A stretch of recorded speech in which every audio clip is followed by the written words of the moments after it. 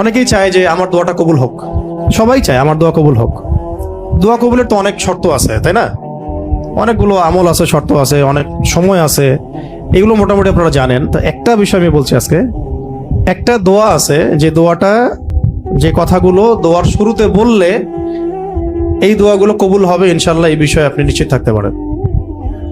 যদি আপনার রিজিক হালাল হয়, ওই শর্তগুলো যদি পূরণ হয়, রিজিক হালাল হয়, বৈধ দোয়া হয়, হ্যাঁ, হারাম কিছু চাচ্ছেন না, আপনি বৈধ বিষয় চাচ্ছেন, হালাল খেয়ে চাচ্ছেন, এই শর্তগুলো পূরণ করে দোয়া করার আগে এই কথাগুলো বললে দোয়া কবুল হবে ইনশাআল্লাহ।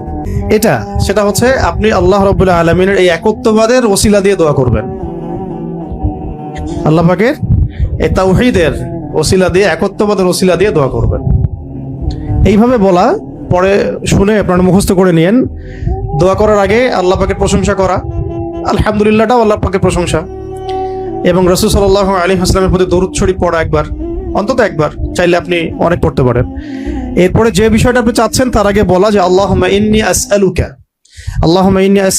বিআন্নী, আগে বলে নেই, আল্লাহুম্মা ইন্নী আসআলুকা বিআন্নী আশহাদু আন্নাকা আনতাল্লাহ লা ইলাহা ইল্লা আনতা আল আহাদ আস-সামাদ আল্লাযী লাম ইয়ালিদ ওয়া লাম ইউলাদ ওয়া লাম ইয়াকুল লাহু কুফুয়ান আহাদ। সূরা ইখলাস যে জানে সে এটা সহজেই বলতে পারবে।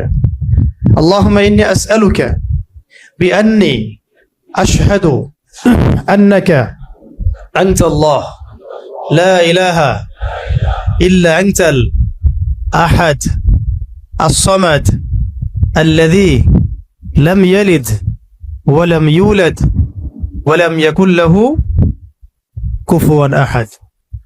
এরপরে আপনি দরুদ শরীফ পড়ে দোয়া করা শুরু করবেন, ইনশাআল্লাহ দোয়া কবুল হয়ে যাবে।